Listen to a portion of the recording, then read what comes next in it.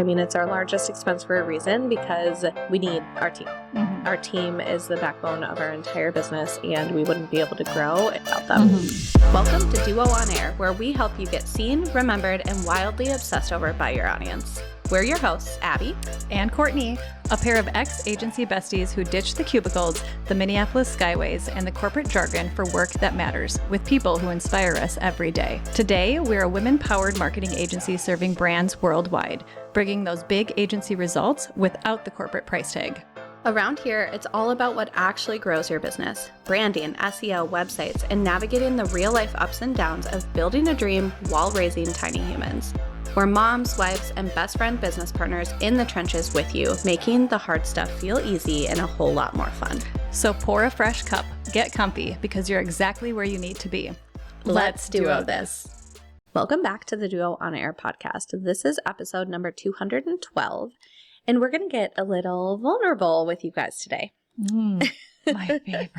Courtney's like, money. Just kidding. No, thank you.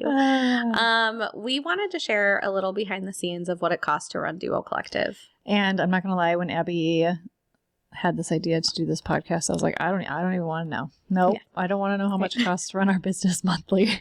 So if you're wondering who wears the CFO hat in our business, it is me. Definitely not me. But it's also something where like you can't find this information online. Like people don't talk about this. There's not a lot of transparency behind what it costs to run a team, what it costs to build an agency. And I think if this is a path that you are on, or if you're just wondering if you're alone, or maybe you just want to feel really good about not spending as much money as us.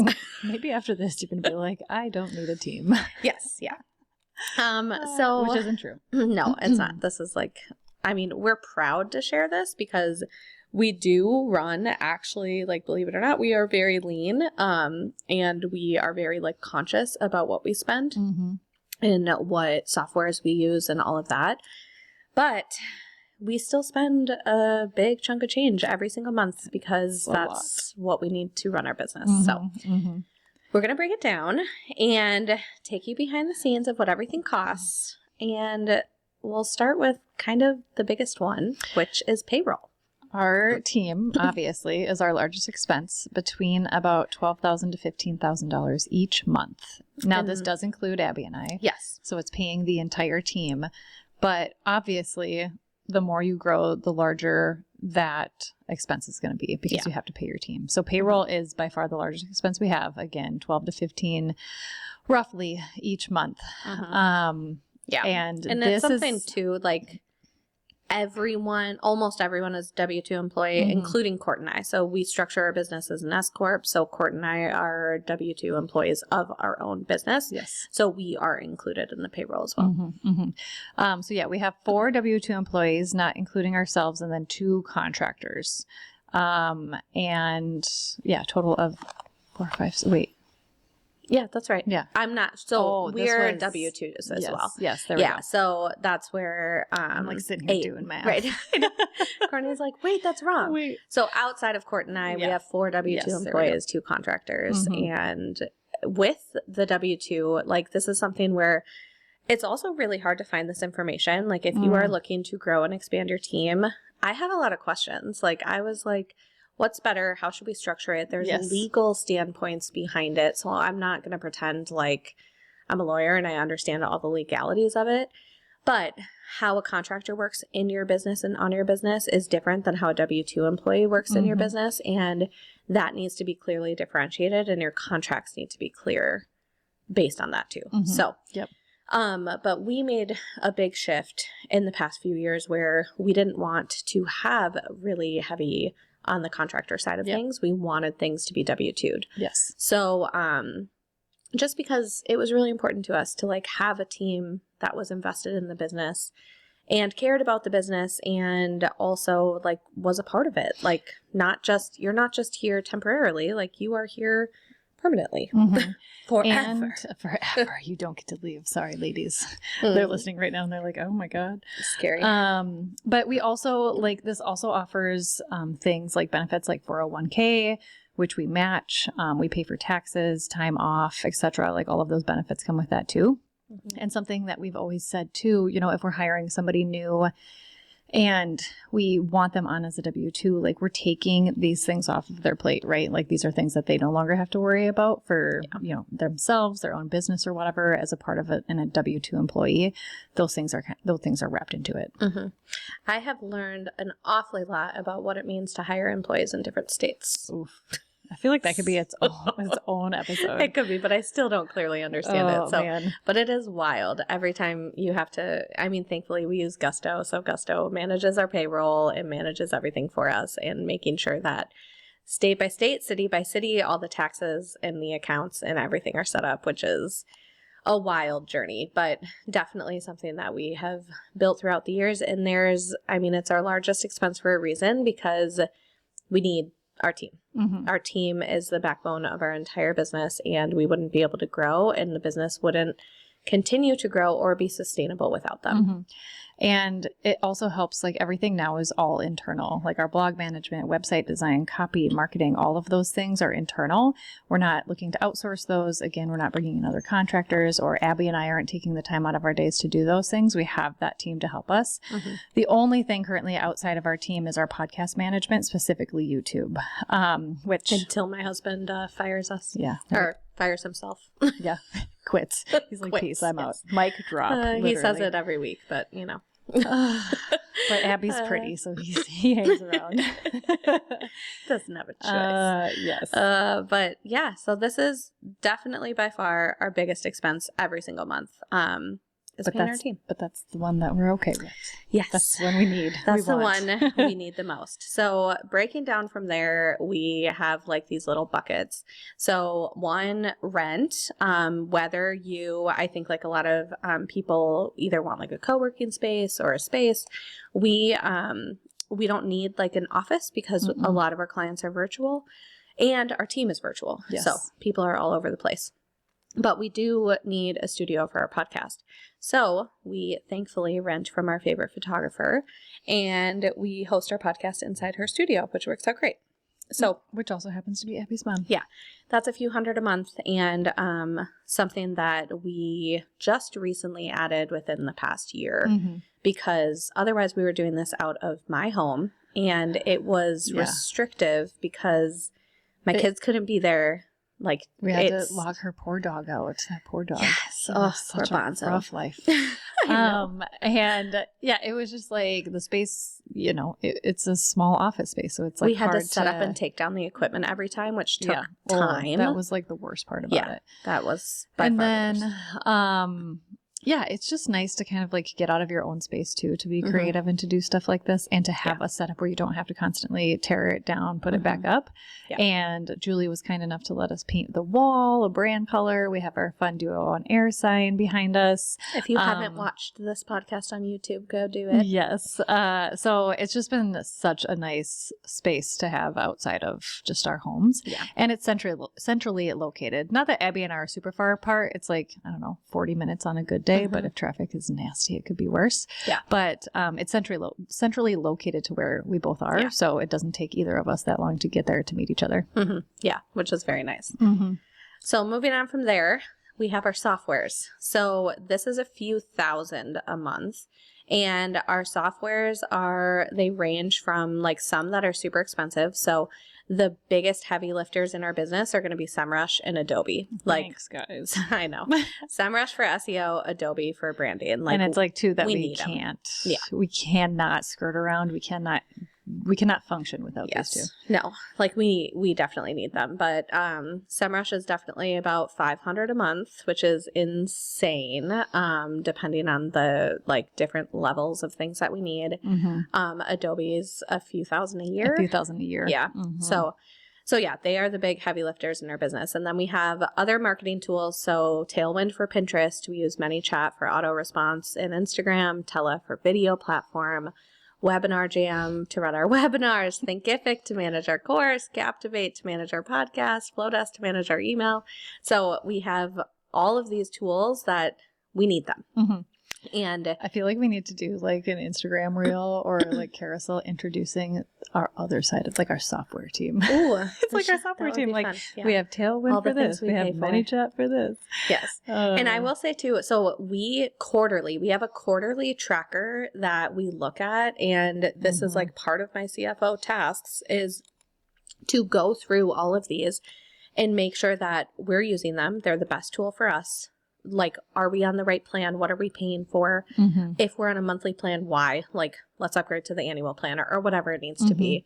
So, like, we've made a few switches the last year where we're now using workflow, right? Isn't it workflow? Yep. For our feedback. Thank you. Yeah, it's like a feedback tool. Like markup. We can internally review things. We can send things to clients to provide feedback. And it can be things like PDFs. It can be website links, multiple things. I even think you can do videos in workflow. I've never done that, but I think Laura does that for our website clients. So it's a really handy tool. But yeah, we were using the free version of Markup. We were using Markup until Markup made the big switch, and the cost of that shift was so dramatic. I think a lot of people were upset about that. A lot of people jumped ship, I think. I mean, I'm not to say it's not worth it, but it's just, it was too expensive. It was too expensive for what we needed. Yeah, we like to run a lean business. So, and then we tried Pastel.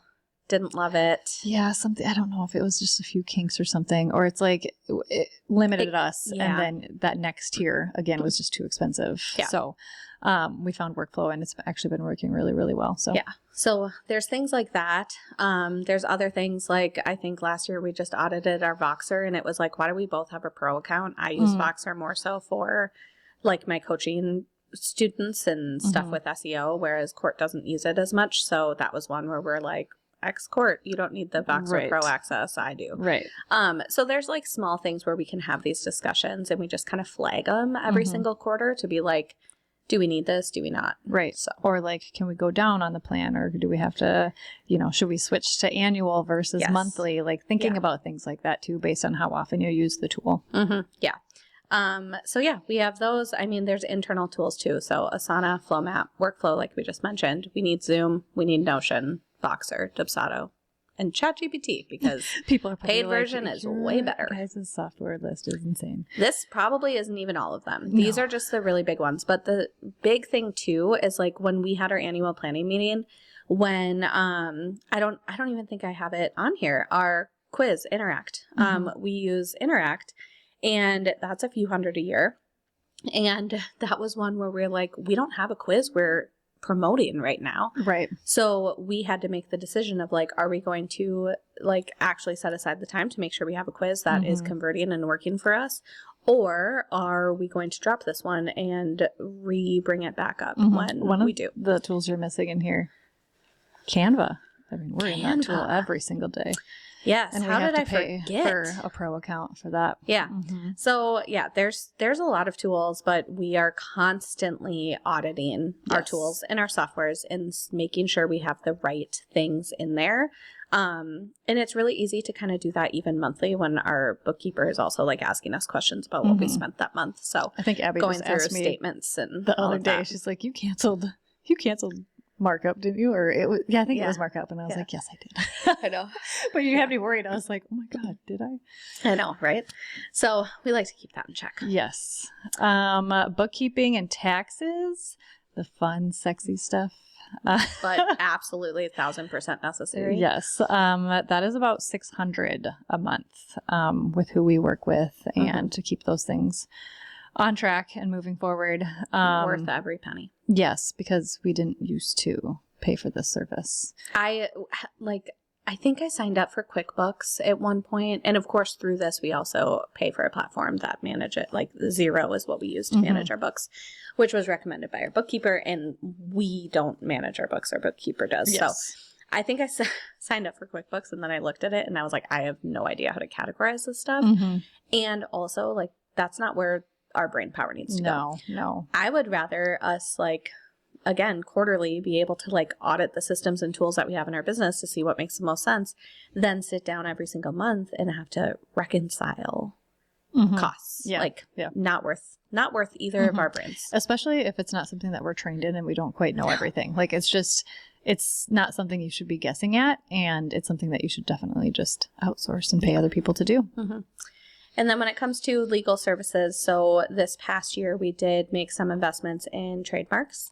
So we got Duo Collective trademarked. Yes. We have SEO on Tap trademarked, which feels really great. And so we've been just like slowly integrating that into the process as well.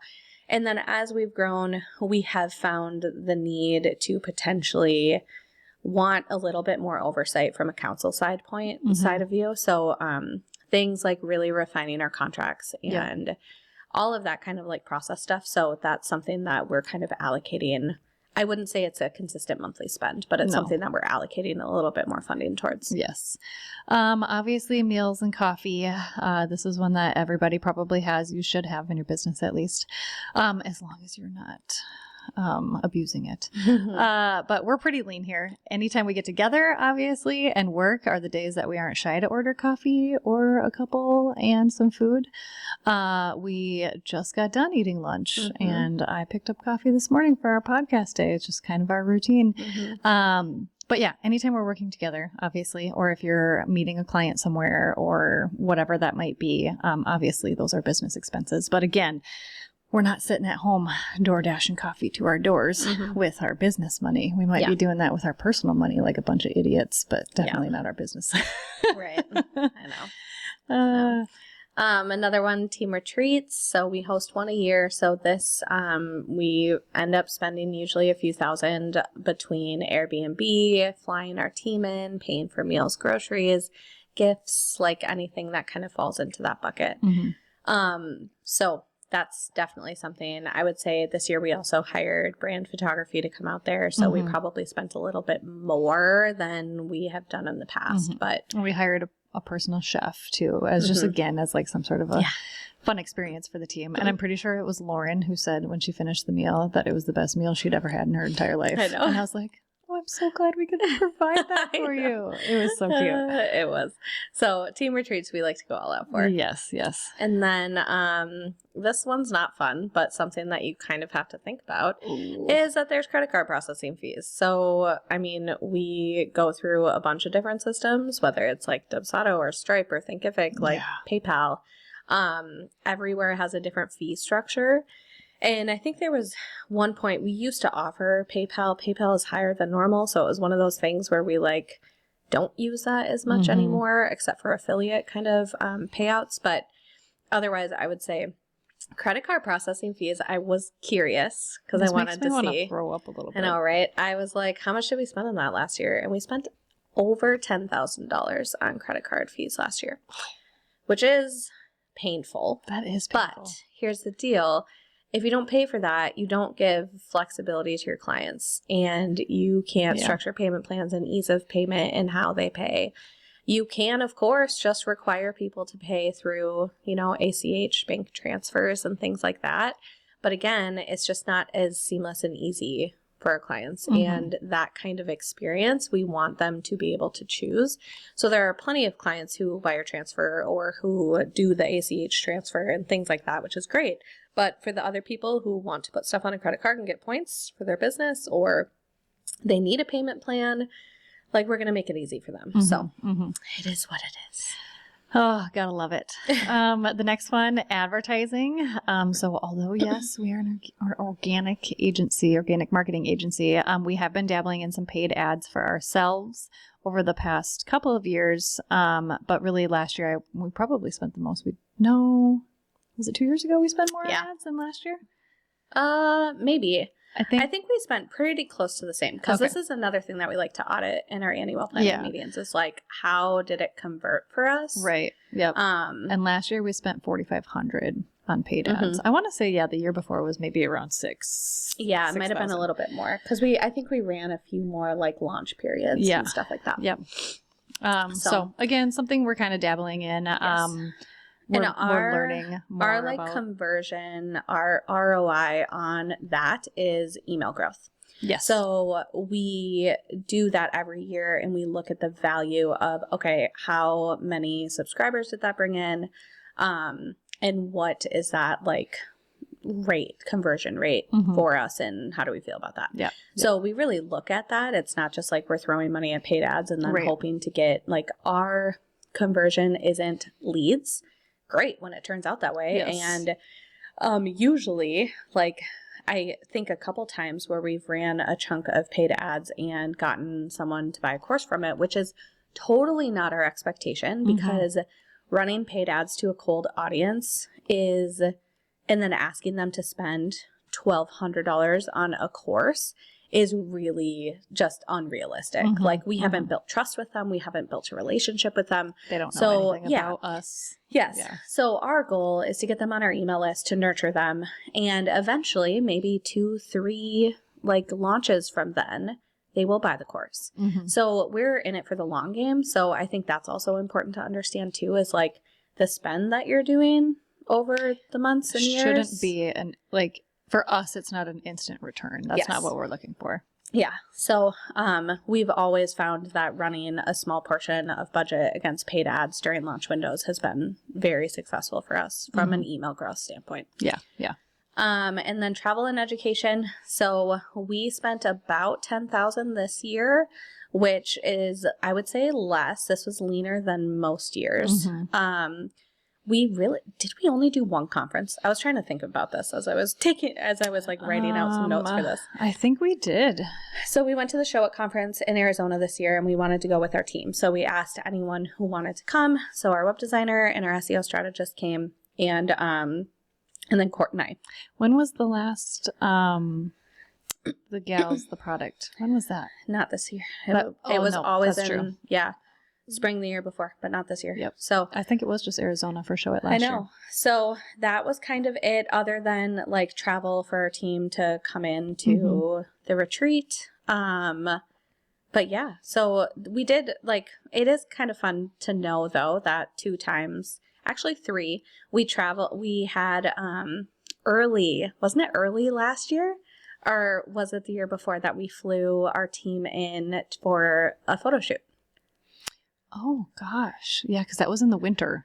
It was snow. Yeah. It was cold. Like that day a year ago, snowing. Like right now, maybe it might have been. Yeah. So we had not had pictures with our team yet, and so the team that we had at the time, which isn't even our full team anymore, right? But we flew in Lauren from Chicago for a day, and we just got to have lunch together and do the photo shoot. She flew in that morning, flew out that evening. Which is fun. Chicago to Minneapolis is pretty easy. Inexpensive. But things like that, like we want to make sure there's a budget set aside for the team to get together throughout the year, because that also is like very important for growth. Yes. So.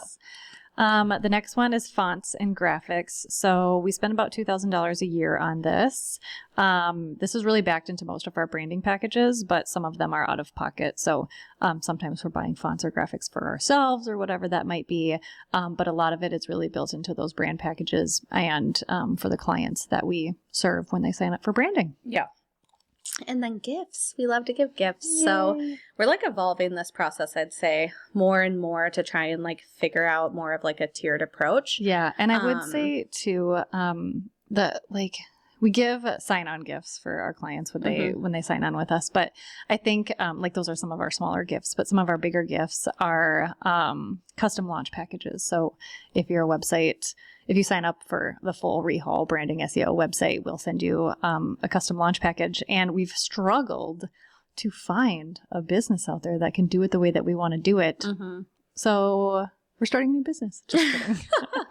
I know. Just kidding. We have no capacity to do that. But if anybody listening knows about a company, what we struggle to find is places that do like small runs of things. Like a lot of our clients are solopreneurs or just like, a company of like 2 people. And we just need like a mug and a sweatshirt and a blanket or something. And we've found places that can do that without like, you don't have to have a max quantity or a min quantity. You can just have whatever you want for quantity. But then they all ship at different times because they're like produced and printed at different times. And so we just ran into this with one of our clients, and like, so 4 different packages are being shipped to her, and who knows when each one is going to get to her. So, the receiving of the gift is going to be a little weird. She's going to unbox 4 different gifts at 4 different times. But we've just kind of struggled to find a process or a place that does it the way that we kind of want it curated. We've done like celebration packages. Like we obviously like sip like beverages and celebrating and confetti. Like those are all kind of like part of our brands. Like we're your cheerleaders.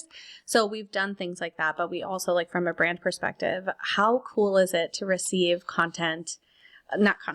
how cool is it to receive gifts in your brand new brand that you're obsessed with? Like whether it's like a hat or a pattern on a blanket or a notebook or whatever, like that is such a cool experience. And so that's something where it's really hard to find one off. So anyways, if anyone out there does this, please let us know. Yes, seriously, please. Because I've seen a lot of businesses do this for like, we would send people custom branded Duo Collective packages, but when as brand designers, like I want to do it in your brand. I'm sorry. I'm going to break it to you. I don't want your brand. Yeah. I don't wear other people's brands. Right. Like I wear Duo's brands because that's what makes sense for the business, for us. And those are the things that I want to like represent and wear every day.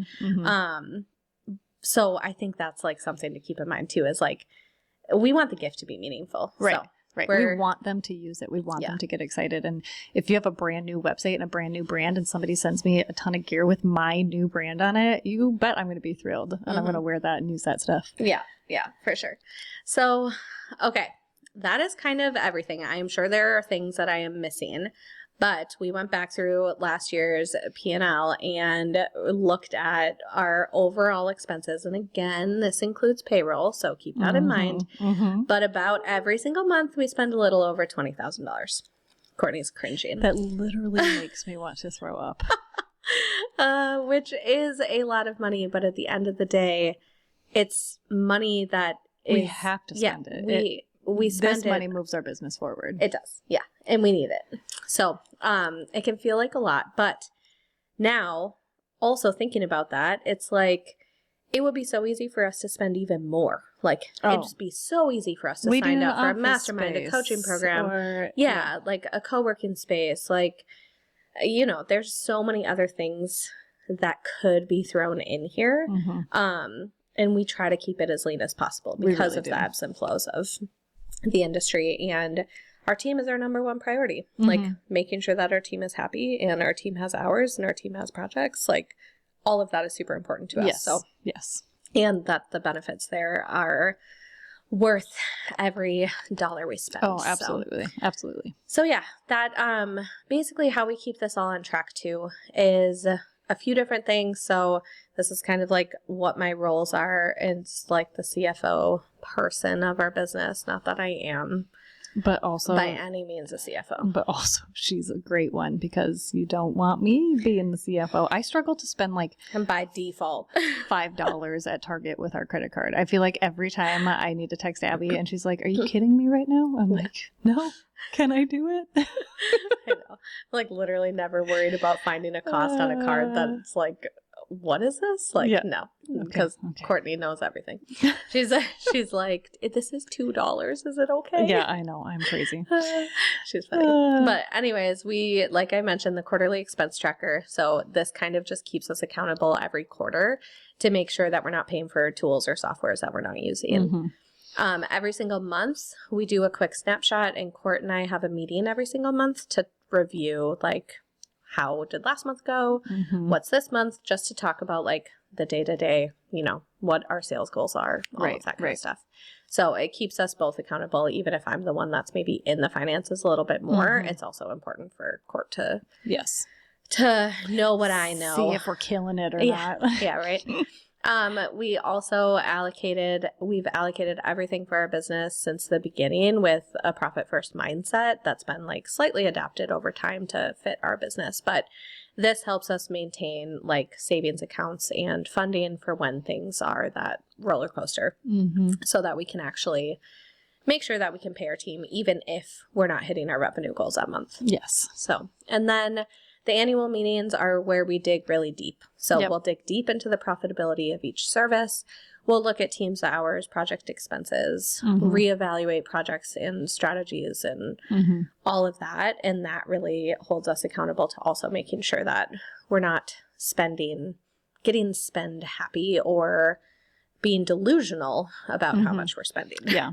I asked Abby the other day, I think it was at our annual planning? I can't remember. But I was just like, well, at an annual planning, we like broke down a service where I was just like, are we making money on that? So we like dove into it big time. And then recently I asked Abby, I was just like, do we get anything from our podcast? Like, is our podcast doing anything? Do we ever get a client from it? And so she looked it up, and it's just like, it's knowing those things too from a financial perspective of like, yeah, those services, the hours that you're putting in, making sure that you're profitable with those services or, you know, those marketing tools that you're using. It's just a good gut check, especially annually, to make sure that everything is still on track. Yeah, 1,000%. So I think it's whether like wherever you are in what you spend, it's also understanding like whether you have a team or not, that you have to spend to grow. So it's making sure that like the dollars that you're spending are actually moving the business forward and they're doing something for you. So I think although if you would have told us we were spending this much 2 years ago, we'd probably be freaking out. I was literally going to say that. Or even when we first started, if somebody was like, pretty soon, someday, your monthly expenses are going to be $20,000. I would have laughed and been like, no. Yeah, no, they're not. Well, then we're broke. So yeah, and this is also why like this kind of clarity in your business and your expenses and what it takes to run the business also gives you the like confidence and permission to charge what you charge for what you do. So, absolutely. Having a team means more strategic, like actual brains that are like really smart in what they do and there's value behind that. So like, yeah, we're not going to be the cheapest because we're not a jack of all trades. We have specific people on our team that are strategically dedicated to growing your business in that very specific way. And so we charge accordingly for that. So that's also like, this didn't happen overnight. We didn't all of a sudden go from spending nothing to spending this, but over time, we grew this and made sure it was sustainable. We never hired before the dollars were there. Like these are all kinds of things that came to, but yeah, I don't know. We hope that this is like a little transparency behind the business. Yeah, absolutely. Whether you're growing an agency or you're thinking of growing a team, just kind of seeing like what this costs to run a business, but also just knowing that you have to stick with the value of what you're worth and what you charge and having that baked into your business too. And if you're considering growing an agency or a team and this scares you, don't let it. Again, because this didn't happen overnight. It's not like we all of a sudden pulled the trigger and all of these things, all of a sudden we were just spending $20,000 a month. This was a slow progression. It happened over years. Yeah. And again, like Abby said, if you would have told us years ago that we would be spending this monthly, we would have laughed and said, no, we won't ever. But here we are. And in a couple more years, that number's probably going to go up. And so just not letting that number deter you if you are looking to like build or grow a team. Yeah. Yeah. Baby steps. Take it one step at a time. We didn't go from 0 to 8 people. No. We went slowly from contract to W-2 to adding 1 to adding 2 to adding 3. Like all of this stuff takes time. So it's just, I think if you take anything away from this, it's just make sure that the dollars you're spending are actually doing something for you and understanding whatever that return is and making sure it's sustainable. Yes. It's time for a refill. Thanks for tuning in to another episode of Duo on Air. If you loved hanging out with us today, here are 3 quick ways to support the show. 1, subscribe so you never miss a new episode. 2, share this episode with a biz bestie and tag us on Instagram at duo.collective. And 3, leave a review because we love hearing from you. Finally, keep sharing your episode ideas. We love creating content for you. Head over to duocollective.com to catch up on all the latest episodes, brand and website makeovers, SEO tips, and so much more. See you there. Let's duo this thing called business together.